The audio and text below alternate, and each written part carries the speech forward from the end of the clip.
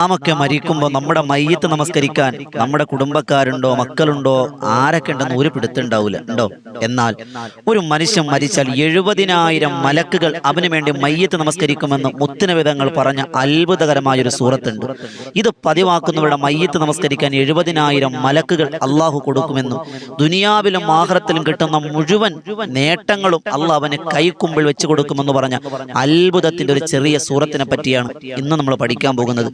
അള്ളാഹു നന്നായി ജീവിക്കുവാനും ഈമാനോടെ മരിച്ച് മലക്കുകളുടെ മയ്യിത്ത് നമസ്കാരം കിട്ടുന്നവരുടെ കൂട്ടത്തിൽ നാം എല്ലാവരെയും അള്ളാഹു ഉൾപ്പെടുത്തി അനുഗ്രഹിക്കുമാറാകട്ടെ. അസ്സലാമു അലൈക്കും വറഹ്മത്തുള്ളാഹി തആല വബറകാതുഹു. എല്ലാവർക്കും റാഹത്തല്ലേ? അള്ളാഹു സ്വീകരിക്കുമാറാകട്ടെ. അൽഹംദുലില്ലാഹി അലാ കുല്ലി ഹാൽ. കുറഞ്ഞ സമയത്തിൽ കൂടുതൽ അറിവ് എന്ന മനോഹരമായ ആശയവുമായി ഈ വോയിസ് ഓഫ് ഷഫീഖ് ബദരി എന്ന ഈ ചാനൽ നിങ്ങളിലൂടെ സഞ്ചരിക്കുകയാണ്. ചേർത്തു പിടിച്ചവർ, കൽബ് നിറച്ച് ദുആ ചെയ്തവർ എല്ലാവർക്കും അള്ളാഹു അർഹമായ പ്രതിഫലം നൽകി അനുഗ്രഹിക്കുമാറാകട്ടെ. സഹോദരങ്ങളെ, നാമൊക്കെ ദുനിയാവിൽ കാലാകാലം ജീവിക്കുന്നവരൊന്നുമല്ല. അള്ളാന്റെ ഖുർആൻ പറഞ്ഞ എന്താ? കുല്ലു നഫ്സിൻ ദായിഖത്തുൽ മൗത്ത്. എല്ലാ ശരീരങ്ങളും മരണത്തെ രുചിച്ചറിയുമെന്ന് പരിശുദ്ധമായ ഖുർആൻ.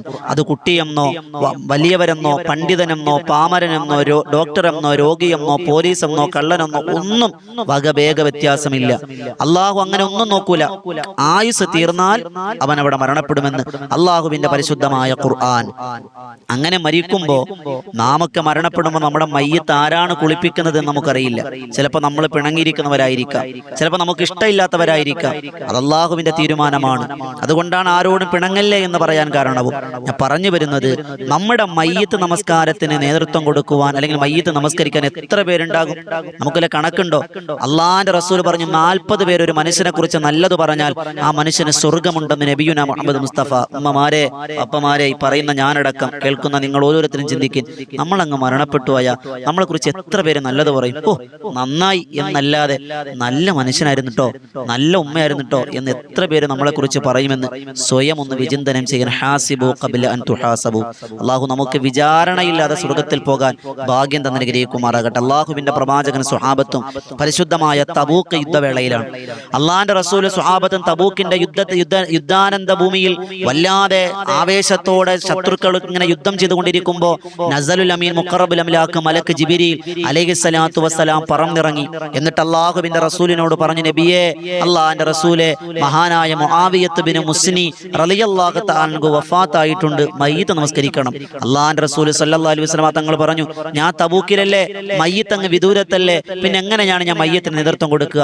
അള്ളാന്റെ റസൂലിനോട് ജിബ്രീൽ അലൈഹിസ്സലാത്തു വസ്സലാം പറഞ്ഞു, നബിയെ, അങ്ങ് മഹാനായ മുആവിയത്ത് ബിൻ മുസ്നി റളിയല്ലാഹു അൻഹുവിനെ മയ്യിത്ത് നമസ്കരിക്കണമെന്ന് നിർബന്ധമാണ് എന്ന് അള്ളാഹ് അറിയിച്ചിട്ടുണ്ട്.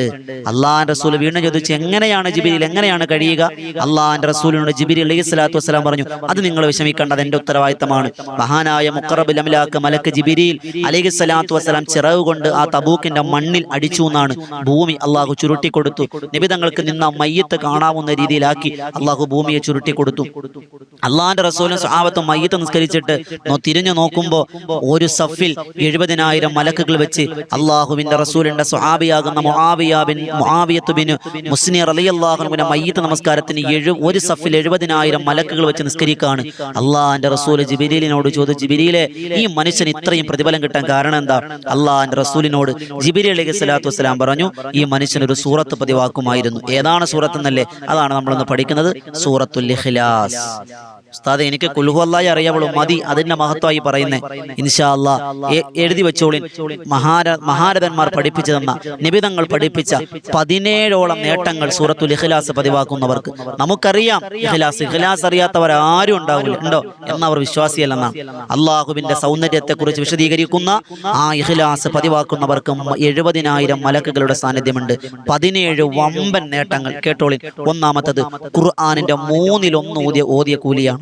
അള്ളാന്റെ റസൂൽ സ്വഹാബത്തിനോട് ചോദിച്ചു, സ്വഹാബ, രാത്രി നിങ്ങൾ കിടക്കപ്പായിലേക്ക് വന്ന 1/3 ഖുർആനിന്റെ 1/3, അതായത് 10 ജുസ് ഓതിയിട്ട് ഉറങ്ങാൻ പറ്റുമോ? സ്വഹാബത്ത് ചോദിച്ചു, നബി, എങ്ങനെയാണ് സാധിക്കുക? നബി തങ്ങൾ പറഞ്ഞു, ആരാണോ ഖുൽ ഹുവല്ലാഹു അഹദ് ഓതുന്നത് 1/3 ഓതിയ കൂലിയാണ്.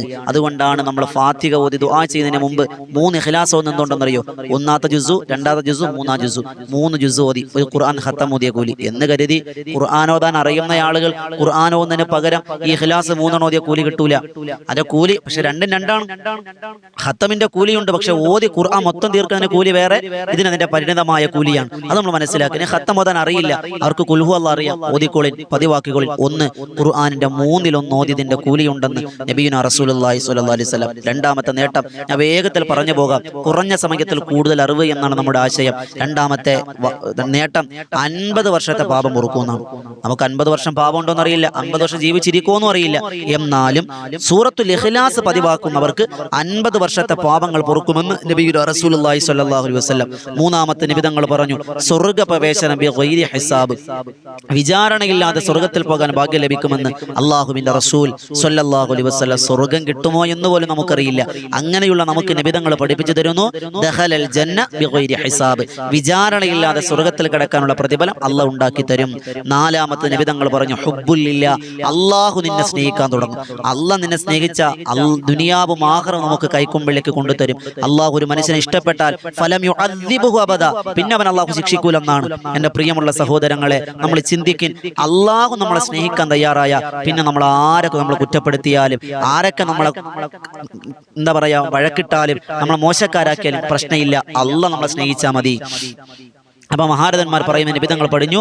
നാലാമത്തെ നേട്ടം റബ്ബിന്റെ സ്നേഹം കിട്ടും. അഞ്ചാമത്തത് സൂറത്തുൽ ഇഖ്ലാസ് ഇങ്ങനെ കിട്ടുന്ന സമയത്തൊക്കെ ഇങ്ങനെ ഓതുന്ന ഉമ്മ, നിങ്ങൾക്ക് കിട്ടുന്ന നേട്ടം എന്താണെന്നറിയോ? വാപ്പമാരെ, നിങ്ങൾക്ക് കിട്ടുന്ന നേട്ടം എന്താണെന്നറിയോ? അവന്റെ ദുആ അല്ലാഹ് സ്വീകരിക്കും, തള്ളപ്പെടൂല. അവൻ എന്ത് ചോദിച്ചാലും സൂറത്തുൽ ഇഖ്ലാസ് ഇങ്ങനെ ചൊല്ലി ചൊല്ലി ചൊല്ലി ചൊല്ലി നാവിൽ എപ്പോഴും സൂറത്തുൽ ഇഖ്ലാസ് ആണ്, അവന്റെ ദുആ അല്ലാഹ് സ്വീകരിക്കുമെന്ന് നബിയുനാ റസൂലുള്ളാഹി സ്വല്ലല്ലാഹു അലൈഹി വസല്ലം. ആറാമത്തത് നിബിധങ്ങൾ പഠിപ്പിക്കുന്നു, അവന് ദാരിദ്ര്യം ഉണ്ടാകൂല, ദാരിദ്ര്യം അവനുണ്ടാകൂല. കടങ്ങള്, ബാധ്യതകള്, ദാരിദ്ര്യം ആരുടെ മുന്നിൽ കൈനീട്ടുന്ന അവസ്ഥ അള്ളാഹുവിന് കൊടുക്കൂല. ഏഴാമത്തത് മലക്കുകളുടെ മയ്യത്ത് നമസ്കാരം അള്ളാഹുവിന് കൊടുക്കുമെന്നാണ്. അതാണ് ചരിത്രം നമ്മൾ തുടക്കത്തിലെ പറഞ്ഞു വെച്ചത്.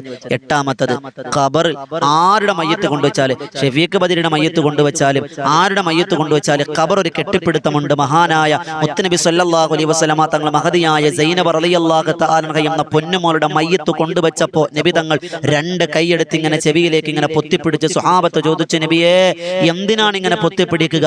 അള്ളാഹിന്റെ റസൂല് പറഞ്ഞു, എന്റെ പൊന്നുമോടെ മയ്യത്തിനെ ആ ഖബറിന്റെ 2 ഭിത്തികൾ ഇങ്ങനെ കെട്ടിപ്പിടിച്ചപ്പോ എന്റെ പൊന്നുമോളുടെ നട്ടെല്ല് പൊട്ടുന്ന ശബ്ദം ഞാൻ കേട്ടു എന്റെ സ്വഹാബ, അതെനിക്ക് സഹിക്കാൻ കഴിഞ്ഞില്ല എന്ന് നബിയുനാ റസൂലുള്ളാഹി സ്വല്ലല്ലാഹു അലൈഹി വസല്ലം. അങ്ങനെയാണെങ്കിൽ മുത്തുനബി തങ്ങൾ എടുത്തു വളർത്തിയ, മുത്തുനബി തങ്ങളെ തോളിൽ കിടന്ന് വളർന്ന, മുത്തുനബി തങ്ങൾ ഭക്ഷണം കൊടുത്ത അള്ളാഹിന്റെ റസൂലിന്റെ പൊന്നുമോളുടെ അവസ്ഥ ഇതാണെങ്കിൽ പാപികളായ എന്റെയും നിങ്ങളുടെ അവസ്ഥ പറയാനുണ്ടോ എന്റെ ഉമ്മ? അതുകൊണ്ട് ഖബറിന്റെ അദാബുകളെ തൊട്ട് രക്ഷപ്പെടുമെന്ന് നബിയുനാ മുഹമ്മദ് മുസ്തഫ സ്വല്ലല്ലാഹു അലൈഹി വസല്ലം. 9ാമത് നബി തങ്ങൾ പറയുന്നു, സൂറത്തുൽ ഇഖ്ലാസ് പതിവാക്കിയാൽ സ്വർഗ്ഗത്തിൽ ധാരാളം വീടുണ്ടാകും. സ്വർഗ്ഗത്തിൽ പോകുമോ എന്ന് പോലും നമുക്കറിയില്ല, എന്നാൽ സ്വർഗ്ഗത്തിൽ അല്ലാഹു ഒരുപാട് കൊട്ടാരങ്ങൾ അവന് വേണ്ടി വെച്ച് നൽകുമെന്ന് നബിയുനാ റസൂലുള്ളാഹി സ്വല്ലല്ലാഹു അലൈഹി വസല്ലം.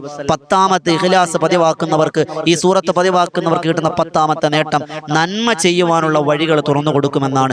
കൽബ് നന്നാക്കി കൊടുക്കും, അതിന് അവസരങ്ങൾ അല്ലാഹു കൊടുക്കും. അവനെ ബുദ്ധിമുട്ടിക്കൂല, അവന് തിന്മകളിലേക്ക് അല്ലാഹ് എത്തിച്ചു കൊടുക്കൂല.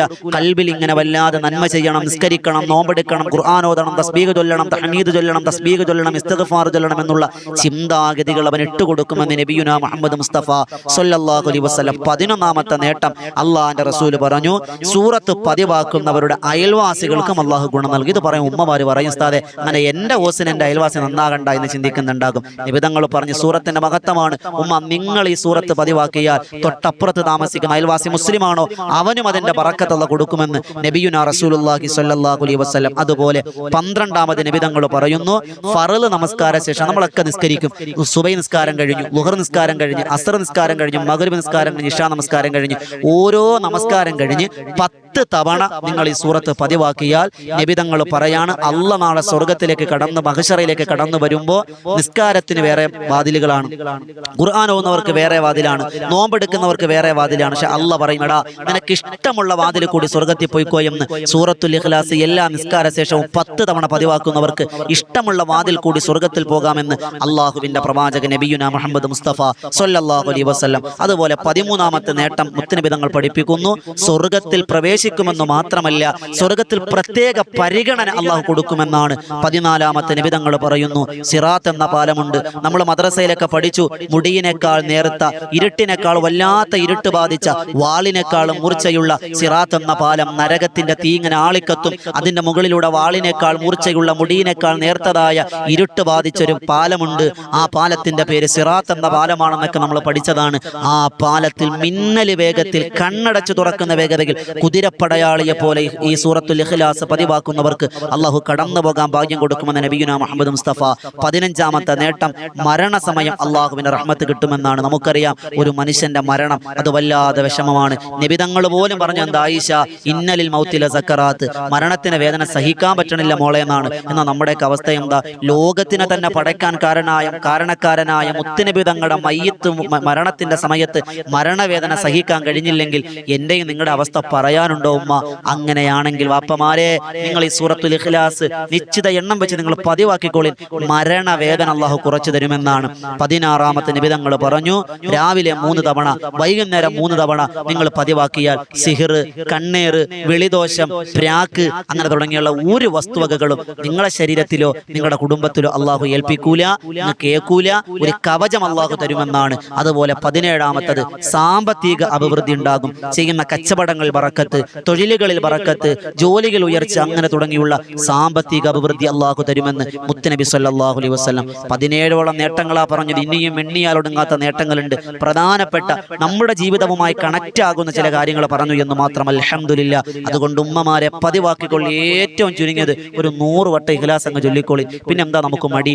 കിട്ടുന്ന സമയത്ത് ചൊല്ലിയാൽ മതി. നിസ്കാരം കഴിയുമ്പോൾ 25 തവണ ചൊല്ലിക്കോളി. ഓരോ നിസ്കാരം കഴിയുമ്പോൾ 4 വഖത്താവുമ്പോഴത്തേക്ക് തന്നെ 100 എണ്ണാവൂലേ? ചൊല്ലിക്കോളിനെ അള്ളാഹു സ്വീകരിക്കുമാറാകട്ടെ.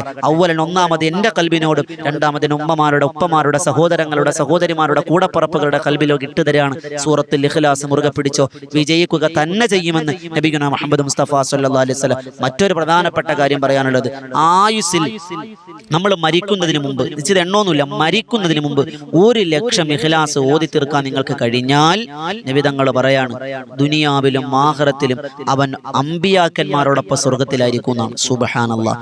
1 ലക്ഷം ഇഖ്ലാസ് പതിവ് തീർക്കണം. എപ്പോഴെങ്കിലും തീർത്താൽ മതി. 1 വർഷത്തിൽ തീർക്കണമെന്നില്ല. മരിക്കുന്നതിന് മുമ്പ് ഓതി തീർക്കാൻ കഴിഞ്ഞു. എപ്പോഴും മരിക്കുമെന്ന് അറിയില്ലല്ലോ ഉസ്താദെ.